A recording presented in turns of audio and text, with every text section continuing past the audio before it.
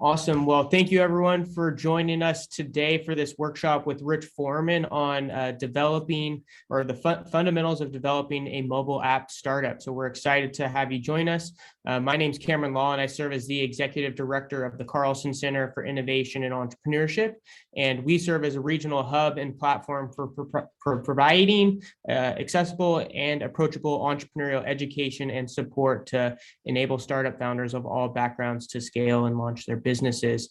And this is one of our programs that fall under our Discover set of programs, which are really some of those on-ramps into that entrepreneurial journey and giving you some of those tools and connections you need to take your ideas to the next level or take your business to the next level in terms of scaling. So we're excited to bring in one of our mentors and someone who's helped us at the Carlson Center in a variety of ways.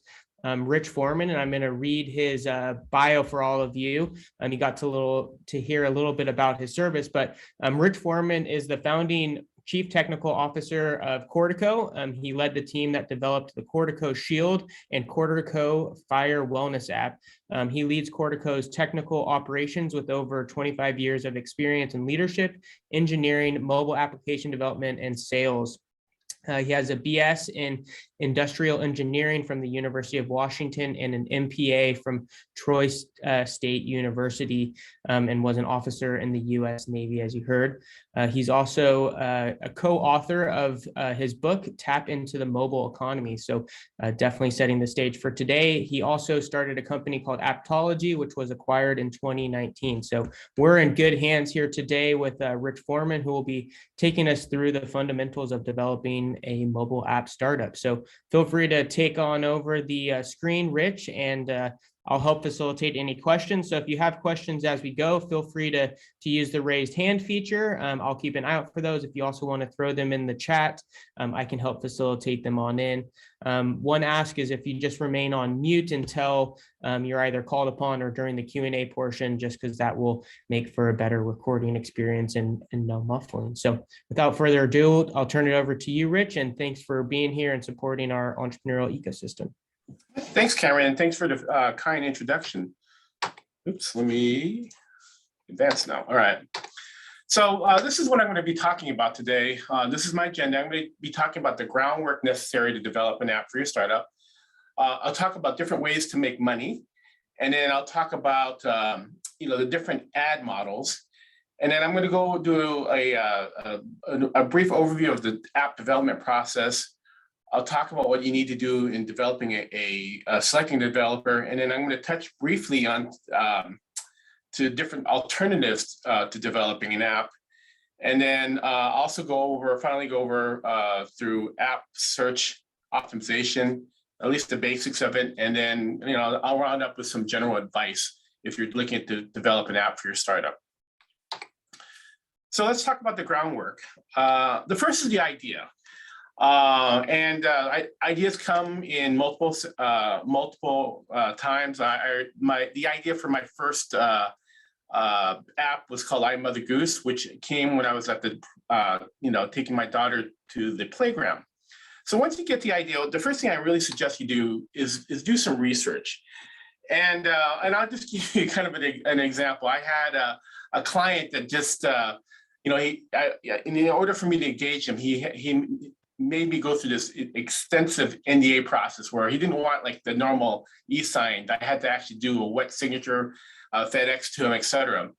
And then when I finally got to talking to him on the phone, and it was a good thing that it was just on the phone, as he started to tell me his idea, I kind of rolled my eyes, and then I just quickly went to the App Store and found like 10 other apps that does what he was describing, and half of them are free. And consequently, he never called me afterwards, but I probably saved him a lot of money. But with that said, when you do your research, just because the idea is already out there, doesn't mean, it's a bad idea. Before Google, there was Yahoo. Before Facebook, there was MySpace. But you need to know what's out there. You need to know the markets. And ideally, you got to look for a good market fit.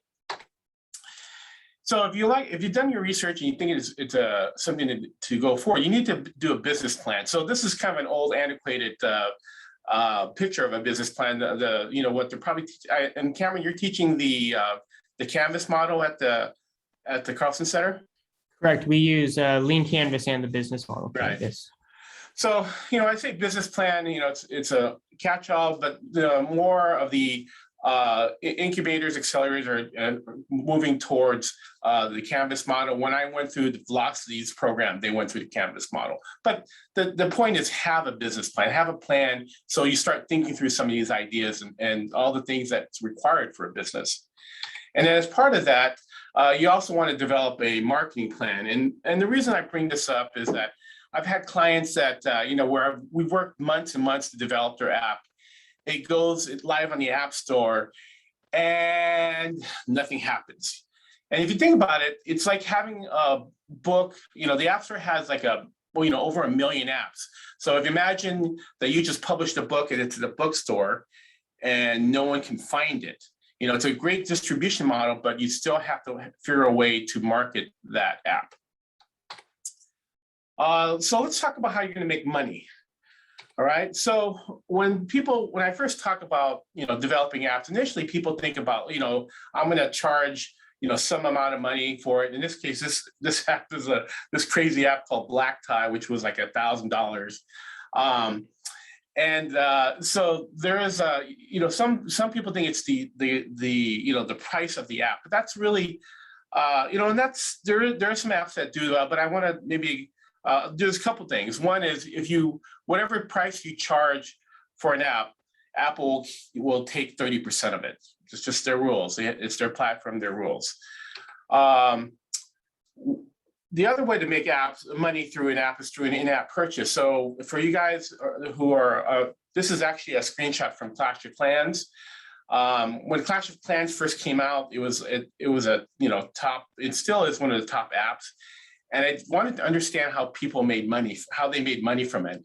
And they do it by selling virtual currency, in this case, gems. And you can see that you can buy, for $100, you can buy 14,000 gems.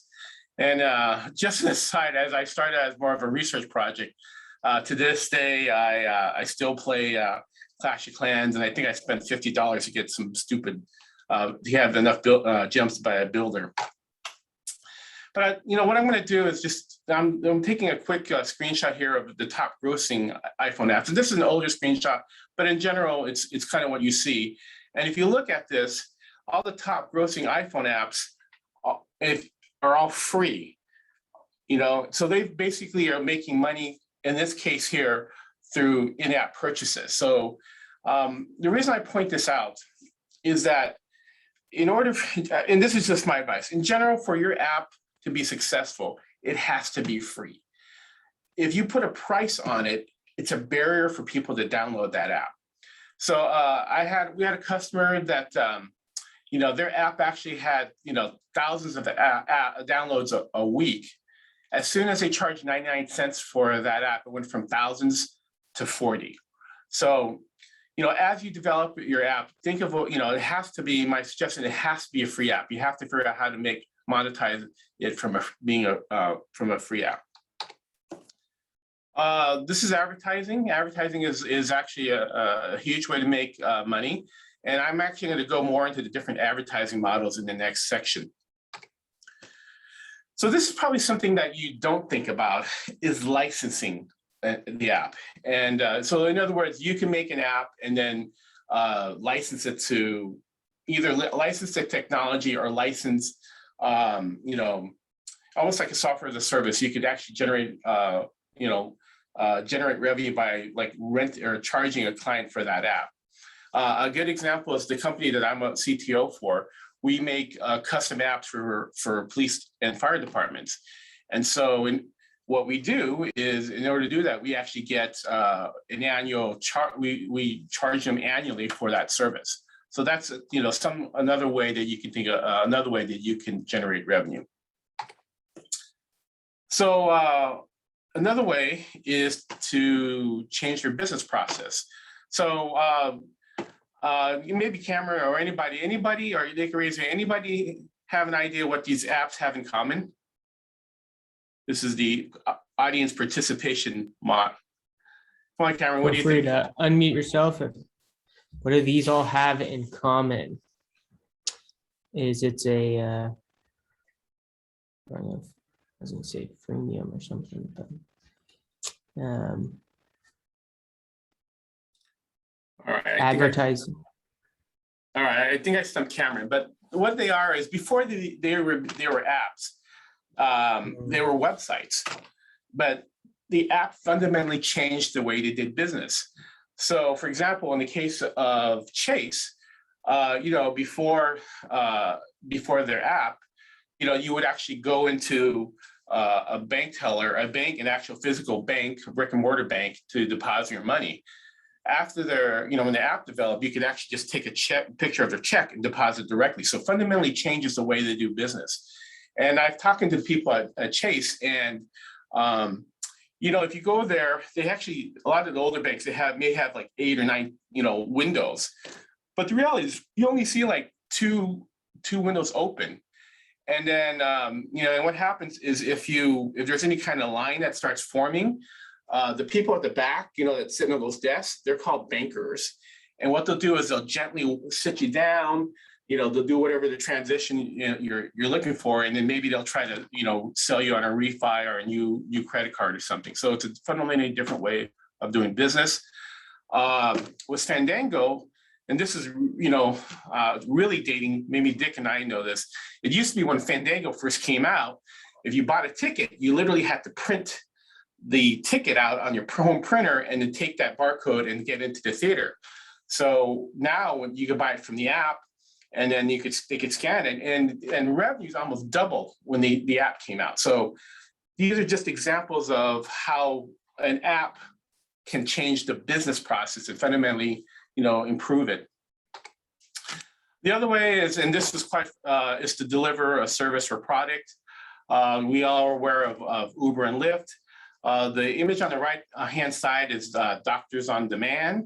And I've actually used it before for a client just to test it out. But you could actually, in that case, have a FaceTime meeting with a doctor. They could actually diagnose you via FaceTime and even prescribe drugs for you. So in this case, delivering service or product. And then, just plain acquisition. So if you look at WhatsApp and Instagram, when they were first acquired, they really had no business model. They didn't even really have advertising. But what they did was they had a lot of users, and WhatsApp was acquired for 19 billion, Instagram for $1 billion. And if you guys know how to do this, I'd like to work for you. All right. So let me go on to the next thing I'm going to talk about is the different ad models. And in this case here, and this is what a lot of people think about, is banner ads. So, they usually at the top or bottom of the app. And if you tap it, magical things happen. In this case here, you can see that you tap the Dunkin' Donuts ad, and it'll take you to the nearest Dunkin' Donuts. This type of ad is called an interstitial. So it's like a commercial. So let's say you're playing a video game or a game, and you kill the dragon and you're on to the next level. It'll come up and you'll see like a video or something. Maybe in this case, it's a video of the next Smurf movie, which is really old here. But that's what it is. It's just like a commercial within your app, and it's usually placed at a logical place where there is a pause. An offer wall is another way to generate revenue for advertising. So some of the games, Clash of Clans doesn't do this, but some games where they have to have virtual currency, they may have a wall. So if you don't want to really spend money, you can go in there and let's say you sign up for a Netflix account. Then they're going to give you, they'll give you a bunch of virtual currency for the game if you do whatever type of actions they're asking for. So that's another called offer wall. It's specifically more for games that have some sort of virtual currency. This is one of my favorite types of ads. So it's called a rewards model.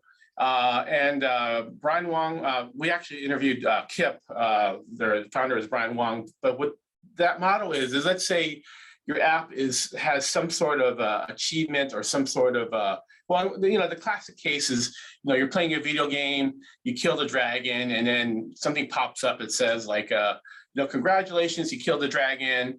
And you've got this, you get to have this, click here to get a coupon for a free granola bar. And actually, it's one of the better ad revenue models. So if I go, oh, that's pretty cool. When I click on it, I get emailed a coupon, and the reward is actually more than the standard. Sometimes it could be 30 cents or something. And it's a good way to sort of just add that. It just makes it more interactive. Another example is, I have a run keeping app, and then let's say I did like 10 miles, and it goes, congratulations, you've done 10 miles, you can get here's $10 off Adidas shoes on your next purchase. So that's kind of what the rewards model is like. And then the most successful advertising is native advertising, and the best example is Facebook. So if you're going through your Facebook feed and you see an ad for whatever, you tap it, and it'll take you somewhere. And and I say it's the most successful because if you look at all the social, that's all what the social media platforms do, is they typically have native advertising. So if you're advertising, if your app has some sort of feed base or something like that, and you can insert advertising as they go through it, it's actually quite successful. And personally on Facebook, because it knows my profile, I'm a geek, and I'll see an ad for a Star Wars t-shirt or something, I actually will click on it. All right. But so if you're planning to do advertising as a model, as a monetization model, you have to plan for it. So even if it's just like banner ads, you need to leave like 50 pixels above or below on your design, so that you'd have space for the advertising. Or if you're doing a rewards model, you got to figure out a logical place to insert the reward. All right. So I'm going to do a quick, high-level view of the mobile app development process. And this is the basic process. This is really dumbed down, but it's developing a wireframe, which essentially is a sketch, developing the user interface design, and the code itself. All right. So in the wireframe, the wireframe is really, on it, it could be a sketch. This is actually a screenshot from a software called, it's called Balsamic. So I actually like this because it looks all jaggedy. It looks like hand sketch. And the reason I like this is because people, when they look at it, know it's not the final. It's just there to get the concept. But this is where, you want to capture the flow and functionality. It helps you visualize and develop your concept. It'll develop the scope, and then you can actually show it to people to get feedback. Just some other things. What other things, if you're doing this, I'm just going to highlight the research other apps. So for example, if you wanted to do like an Uber, for the longest time we used to get Uber. I want the Uber of plumbers. I want the Uber of fluffers, which is some sort of hair thing. Everyone wanted to have an Uber of whatever functionality. If that's your end goal, the best thing to do if you want to have an Uber is look at Uber. Look at they've actually gone through the process, and so when we develop Uber-like apps, we've actually had went back to Uber and see how they did it, and then kind of follow the steps that they've done. The other thing that I'll just mention is any graphics program works. Initially when I did my wireframes, I actually did in PowerPoint because I know PowerPoint really well. Now if I do it, I use a very inexpensive program called Balsamic. It costs like $80. My designers will use InDesign, because in that case, you could actually use what was developed in InDesign to actually be part of the UI. All right. So the wireframing part is something that I feel like you should be able to do yourself. The user interface design, the coding, that's very important. And that's where you really should find someone that's a professional or that has some expertise in it. So I'm going to talk about selecting a developer. So anybody know what the most asked question that I get is, Cameron? Or when I used to be an app developer. Or No. How to develop your No, We that's have not. in the chat how to develop your app. How much does it cost? Yes, There we go. that Shiva, is the take it most away. asked question: is how much does it cost to develop an app? And the answer is, I don't know. I mean, I could give you a ballpark. I mean, but the reality is it just depends on what you're trying to do. So if you are, at a point where you either want to go with an outsourced, a third-party developer, or even if you want to, you're at Sac State, a guy that's a great iOS or Android developer, you need to develop a wireframe because it provides a structure. It's like if you're trying to build a house, it's the blueprint of what the app looks like. So if you develop this wireframe before you engage a developer, they can either, if you're looking for a like a developer that a third-party developer to build it, they can actually give you a quote based on the wireframe. Or if you are just gonna, work with somebody, a local guy, it gives them a roadmap of what needs to be built. So in addition to the wireframe, one thing you do is that one thing you're gonna need to have, and this is something that your developer can help you design, is you need to develop an architecture diagram. And this is just a high-level diagram of an app we did for a customer a while back, but you can see that here you've got the, you got the devices, but it's also working with a push notification server. It's posted on AWS, and sometimes, then you also got to look at, in this case, there was a client device and and a service provider device. So this is something that, well, hand in hand, it's not just the app, the front face, but it's a bigger picture of what you can eventually have to put together. So when you're engaging with a third-party developer, or even like, a local guy, it is okay to have them sign an NDA, or it's actually, you should probably have them sign an NDA. If you guys remember the movie, The Social Experiment, where Mark Zuckerberg ran off with, what was the guy's name? The Winklevoss twins or whatever. He ran off with their idea and started Facebook. That's always the worst nightmare. So it's okay to have an NDA or even a non-compete, have them sign an NDA or a non-compete. So when you're developing app, things you also have to consider is the platform. When I first, did this app, created this presentation, I used to have iPhone, Android, BlackBerry, Windows. And you guys probably don't even know what Windows Mobile or BlackBerry is, but definitely having an app for both platforms, iPhone and Android. The one thing another option you have is a progressive web app, which is essentially a responsive web design that looks like a mobile app. That's another platform if you just want to look at the different platforms. But ideally, you want to have Android and Apple as a minimum. Sometimes people only have enough money to do one, and so in that case, if it's the United States, I would recommend Apple. If you're not in the United States, then I would recommend Android.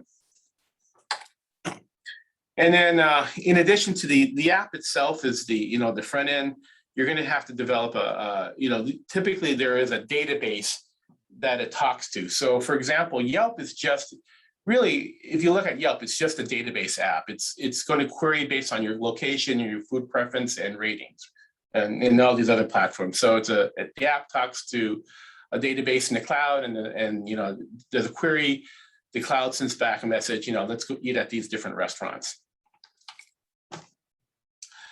Design is something that's very important. Design, well, it's one of the things that will make your app, help really make your app successful. I actually went to this presentation, and it was done by one of those app. It's one of those app companies that do like the apps for big characters like Donald Duck or Disney. And so they're a machine and make these little game apps for all those major characters. And whenever they launch an app, they actually create 40 versions of the icon, and they actually have a focus group decide which icon to pick. And so there is a statistic where, if you're at, someone's browsing through the app, the user, if you're will actually just download the app based on the icon itself. So anyway, design is important, and it's really, if you can, try to find some really, work with really good designers.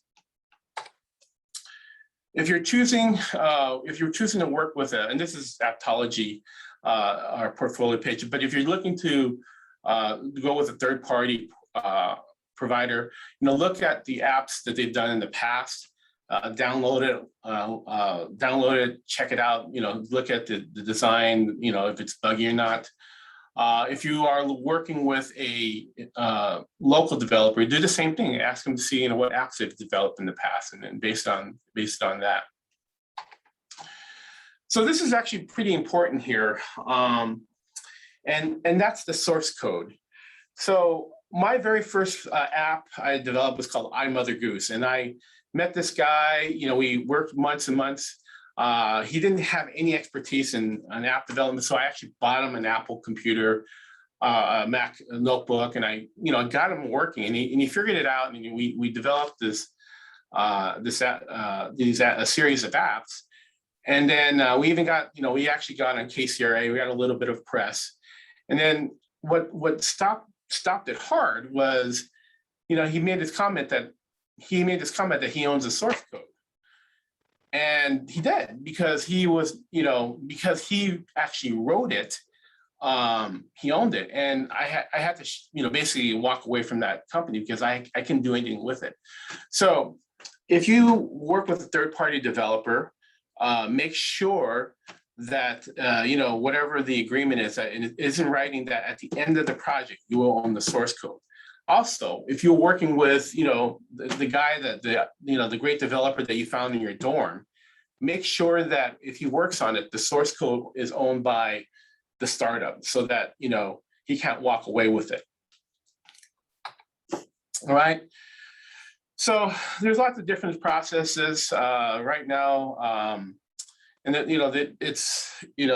talk about different processes and sprints and etc. But really, what you want to make sure is that you are part of the process, that you at least meet weekly, and that what you don't want to happen is that, say you go with an offshore developer, you hand them a ton of money, you don't hear from them for like 6 months, they come back to, here it is, it meets the requirements, but it's crappy. You need to be part of that process on a regular basis, can give them constant feedback.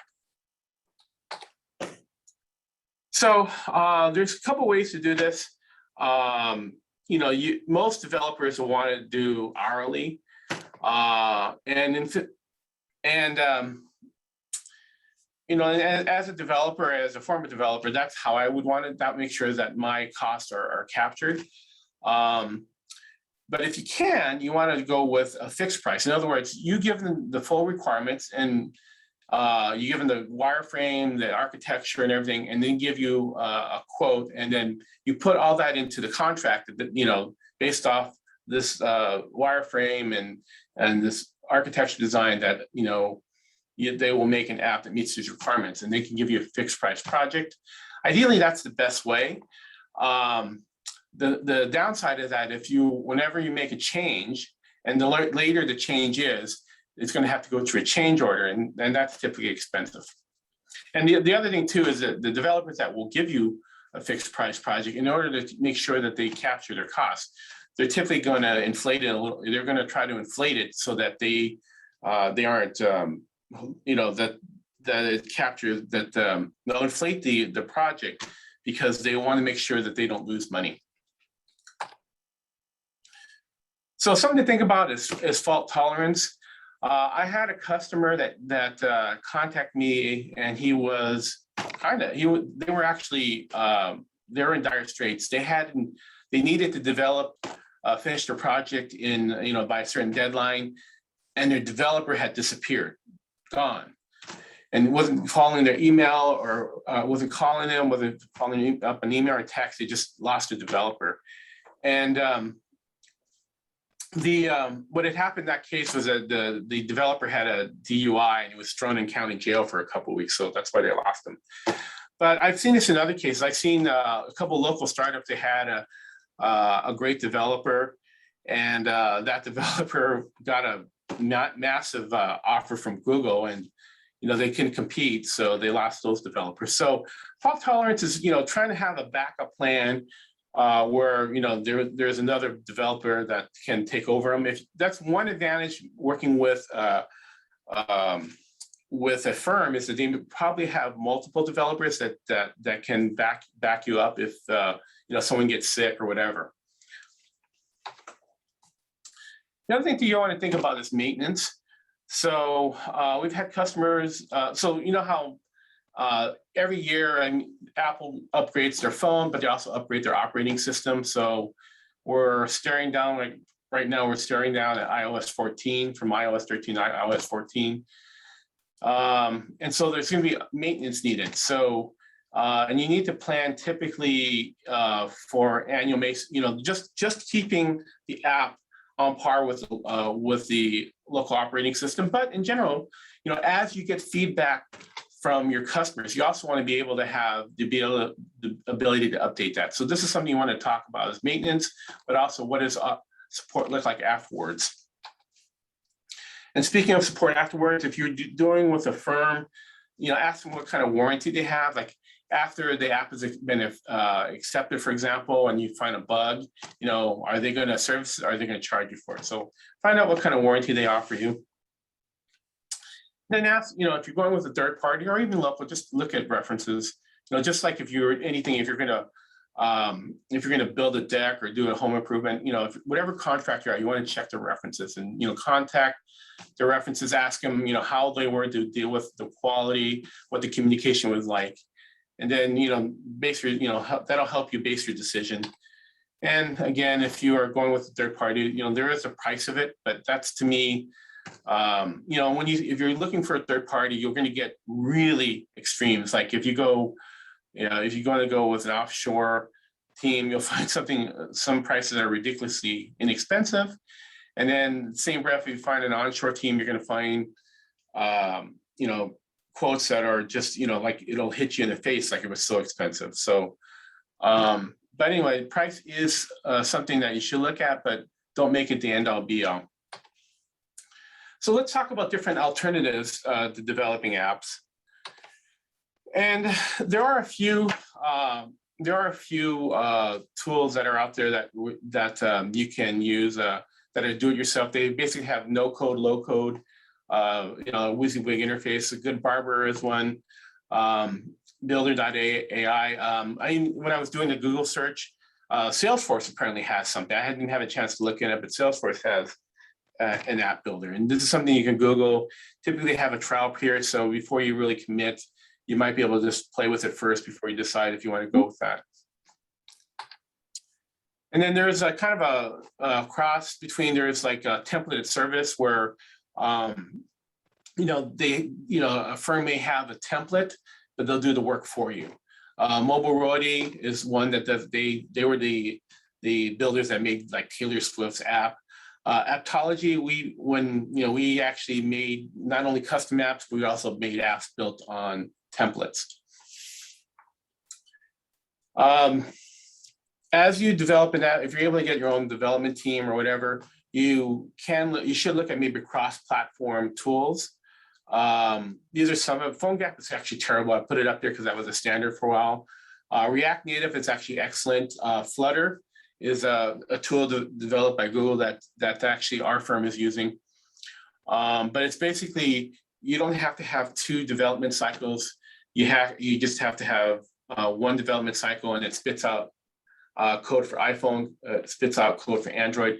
There are some issues with it, because the iPhone and Android have different capabilities. They kind of have to build it for, to kind of fit both. So there are some issues with, cross-platform, but it is a way to save costs is using these cross-platform tools. Another way is to develop an app is to reskin. And when I run Startup Run, one of our speaker gigs is we would make a custom, we would reskin this game here, and you can see how we just changed the name and put a face there, and we would reskin the game. and then presented as a gift to our speaker. And one of but the same concept works. So for example, let's say you wanted to develop an Uber-like app. There's a couple websites that sell you the source code of Uber-like apps. And then you could either take your own developer and they can modify it for you and reskin it for you, or you could actually hire them to modify it, or the owner of that source code to modify it or reskin it. So one other, like another alternative is just find existing source code that does kind of what you want to do, or mostly what you want to do, and then tailor it for your situation. So I'm going to talk about app search optimization basics. So remember I mentioned earlier that I had a customer that launched their app and went to the app store and no one was downloading it. So the concept is, I'm sure you heard of search engine optimization, but there's app, it's app search optimization for the app store. So the first thing is keywords, and you want to try to put in keywords can either hurt or help you. So for example, if you had a keyword as meditation, no one will ever find your app because there's a million, probably thousands of apps with meditation. But if your keyword had something like, a good example is if you're a real estate agent and you wanted to have an app for the Sacramento market, if you put Sacramento real estate in there and someone goes in the app store and they just search Sacramento real estate, your app will probably be the only one that shows up. So it can either work for or against you, depending on what you're trying to accomplish. The other thing is ratings. So what you want to do is after your app goes live in the app store, have you and your friends go in there, download it, and give it a 5-star rating. But on iPhone, it needs at least 5 ratings before it even starts, the ratings start to show. And so I've seen like some really big apps from like Walmart, or not Walmart, but like Walgreens when it first came out, they had no ratings. Like they probably spent hundreds of thousands of dollars to develop the app, but no one went in from their team, downloaded and gave it a positive rating. So for you, if you want to be able to give it ratings, to go in and add ratings. So all things equal, an app with a higher rating will show up higher in the search than an app with a lower rating. The other thing is downloads. So the more downloads an app has, it actually will filter up higher on the app search. And so there's several ways to do this. One way is just to advertise. There's tons of places like Twitter, for example, or even Facebook. You could advertise your app on there, and if people download the app, the number of downloads actually increases its visibility of the app.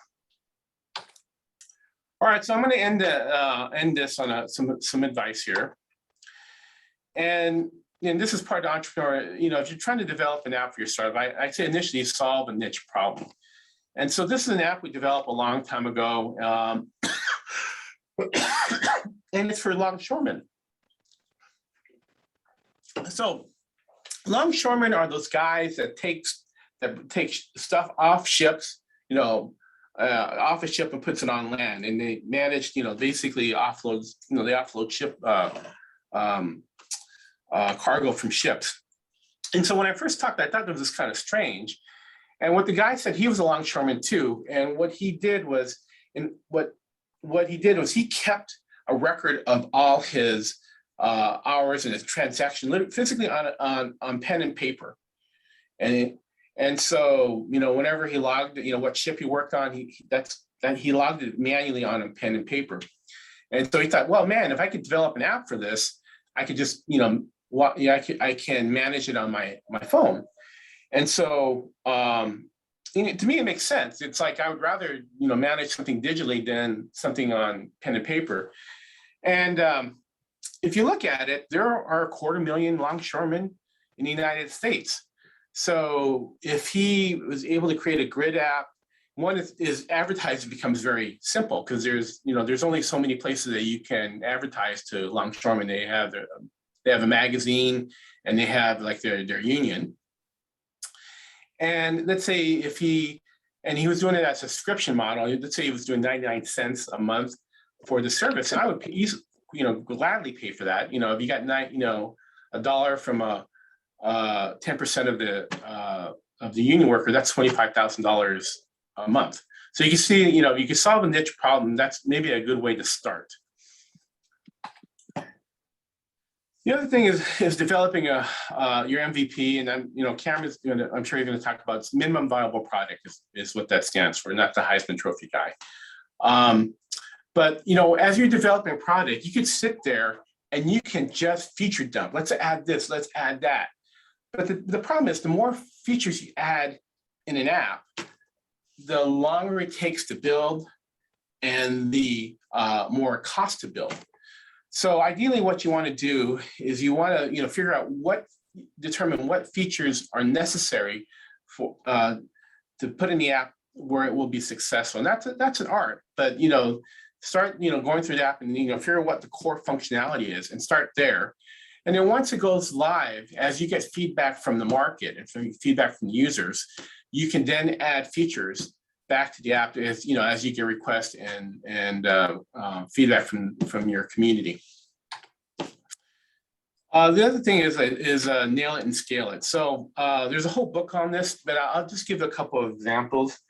I had a customer that they had a pretty decent budget. They had a $2.5 million. They had raised $2.5 million, and they wanted to create something like Yelp. And so after it was said and done, they died a horrible death. In fact, they still owe me money, but they were trying to go nationwide with their app. And the problem is they only had a couple sales reps in the South Florida region. And so the only kind of traction they had there was, in Florida. And then I'm going to give you an example of some successful ones. If you look at Uber's basically focused their time in San Francisco. They had a lot of challenges to overcome, but once they developed and figured out the model, that's when they went and moved to other cities. Then you also look at Airbnb. They did the same thing. They started out in New York. Once they figure out once they figure out and perfect the model, that's when they spread to other cities. And then I'll give you another failure one. There was a startup called Rocket Spoon. They were the darling of YC. They had like $12 million worth of funding. They raised $12 million, and they were they were kind of an internet darling. It's another DoorDash type of company, and they started in Oakland, and and I think they quickly wanted to spread, so they quickly went to San Diego and Seattle, and what they did was they burned their cash really fast. And the problem was they had an imperfect model. They never perfected their model in Oakland, and then they tried to spread, replicate their model in 2 other places. So they basically tripled their cash burn. So make sure that you perfect the model before you try to scale it. So this is, in summary, this is what I've gone through. I went through the groundwork, different ways to make money, the different ad models, the app development process, some tips on selecting a developer, some alternatives. I talked about ASO and ended up with some final words of advice. And with that, I'm going to go ahead and open up for any questions you may have. So yeah, we got some questions through the chat that I'll kind of work my way through. So the first question was from Tony, which shared, from your experience, do you find that more startups are successful when they A, build the app themselves, B, recruit an in-house team, or C, outsource somehow?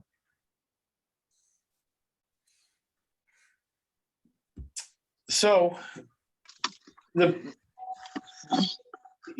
best situation is if you find yourself with a developer on your team that's competent. That's your best case scenario. But you also have to realize that if you have your own good developer, he or she has developed the ball, and he or she is going to have a lot more opportunities. And if your app isn't successful, or if he doesn't believe in what you're going to do, then he may get bored, or he may, leave when there's a better offer. So, or you have to sort of, sell him on the concept that he will, so that he stays, that he's passionate about what you are doing. So ideally, if you can find an in-house developer, that's the best route. But, you got to make sure that, you have reason for him to stay, he or she to stay. I'm trying to be sensitive to that. So, if you go with a professional developer, and you find one that's good, that's a sure way to get it done. In fact, we have done it where a startup hired us to develop an app.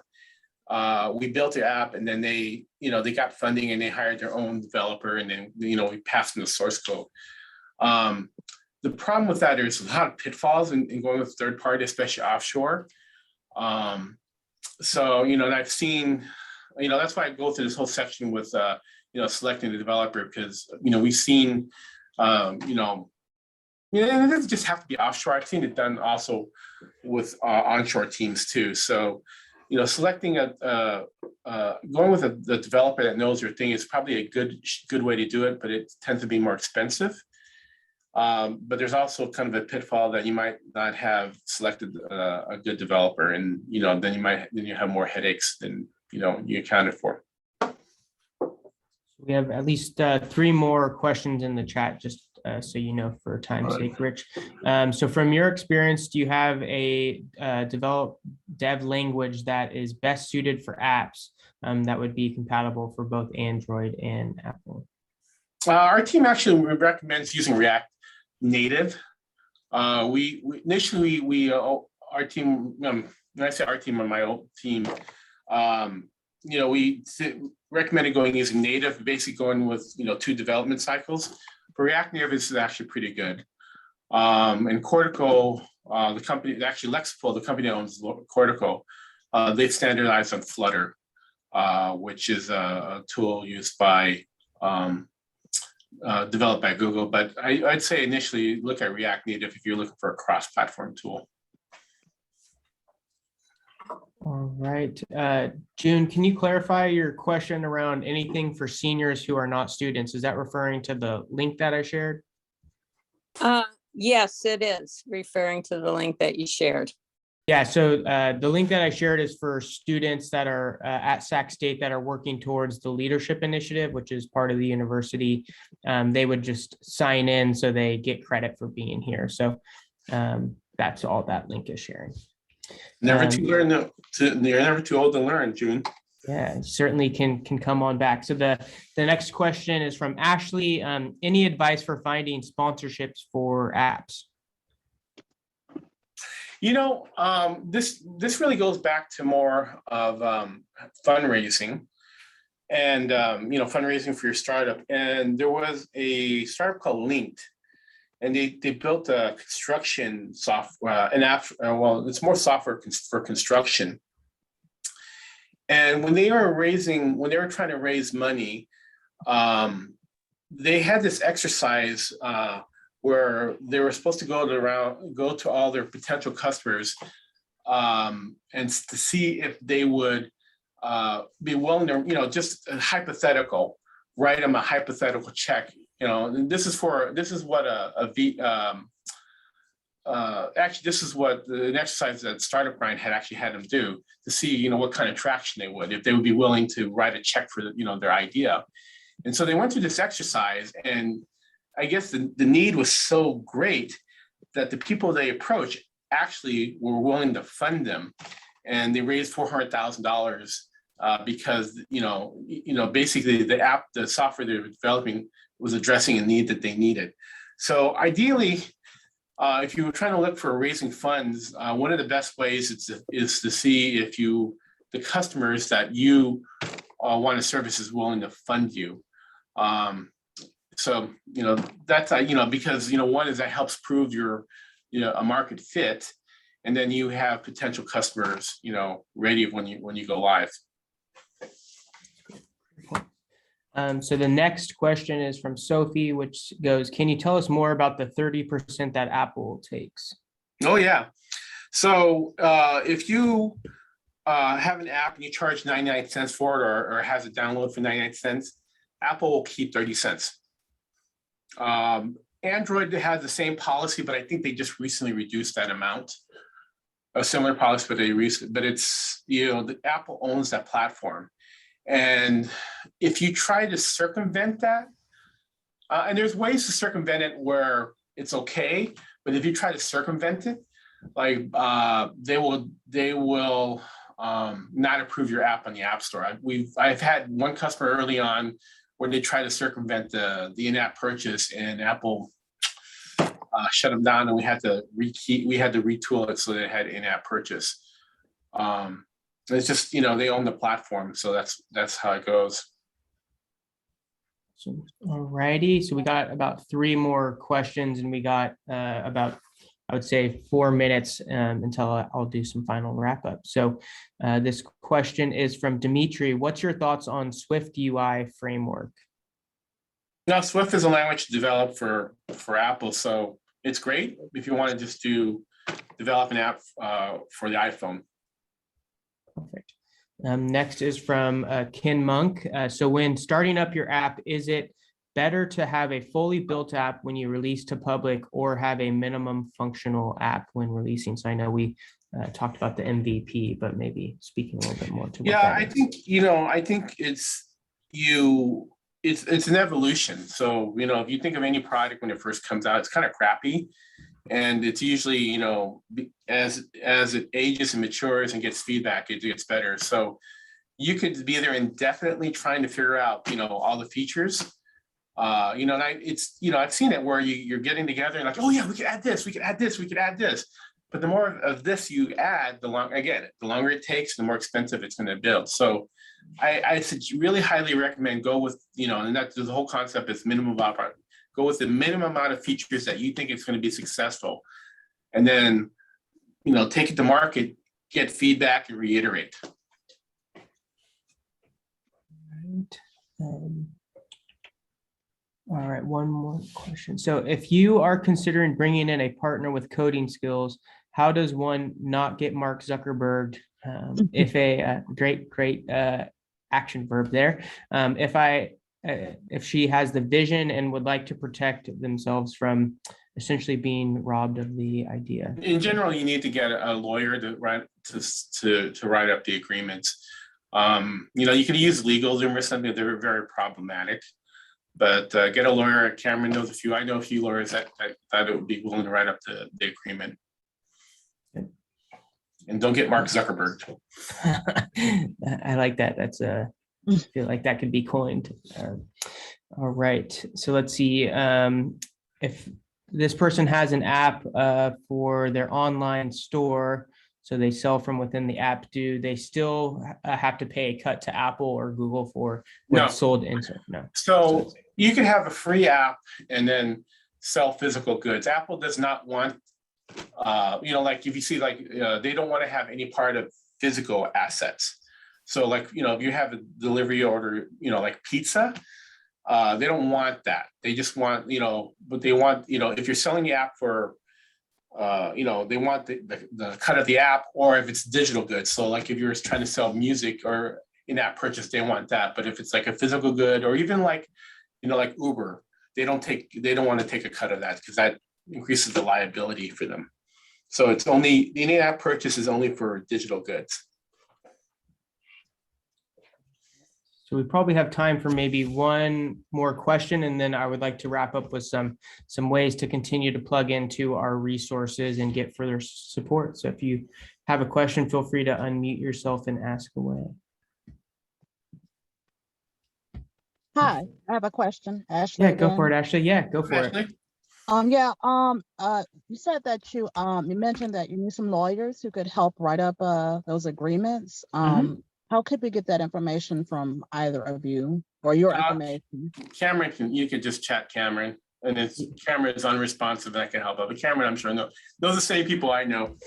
Cameron Law. Okay, I see. Cameron Law. Cameron, yeah. So I'll share my email in the chat here. So feel free just to reach out to me, and we'll get you connected. Yeah, he's the good-looking guy with the glasses. Thank you very much. All right, so I will copy the list of events and so at the bottom of that long thing I just posted is my email. So feel free to email me if you have additional questions or are looking for some of those contacts. So happy to connect to you. Ashley will get you dialed in there. I wanted to start by just saying thank you, Rich, for sharing your knowledge and experience with all of us here today. So we'll give you the virtual round of applause. So thank you for that knowledge transfer and looking forward to many new mobile app startups growing in the at least the Sacramento entrepreneurial ecosystem, and I know we're reaching far beyond there, which is great. So in terms of some of the upcoming ways to plug in, as I shared, there's the Soul Leadership Initiative sign-in. So that's just to sign in for students that are working towards that particular certificate. Tomorrow morning, we will be on Zoom for 1 Million Cups Sacramento, where we'll have 2 entrepreneurs presenting their businesses. It's a 6-minute presentation followed by 20 minutes of Q&A. So join us there. And if you're a student, we will be in the Carlson Center doing a viewing party there. So feel free to join us for some caffeine and coffee there. And then tomorrow afternoon at 12 p.m., we will be running our second workshop of the Startup Board Development Series. So sign up to join us and hear from Kim Box. Then on November 3rd, we have the Authentic Marketing Workshop with Goli Anavari, who's one of our 4th wave mentors, who will be talking about how to market your business authentically. And the last 3 resources I wanted to share was during Global Entrepreneurship Week, we'll be doing our Mentor Sacramento Office Hour Sprint, which is 3 speed mentoring sessions, which are 15 minutes each. So definitely sign up to engage in that session during Global Entrepreneurship Week. We also are accepting applications for our Spark Venture competition. We have 2 tracks. One is for-profit and the other is for social ventures. We'll be giving out a total of $20,000 in cash awards. And then we have a link to just Global Entrepreneurship Week, where we have over 20 virtual events during the week of November 8th. So feel free to plug in there. And then my email is below if you have any questions on any and all of that. But without further ado, that's what we got today. And thank you again, Rich, for sharing your experience and expertise. And thank you all for being here and adding new tools to your toolkit and insights to developing your startup. So don't hesitate to reach out. And we look forward to seeing you at the next one. Have a good one. All right. Goodbye. Thanks for hosting. Yep.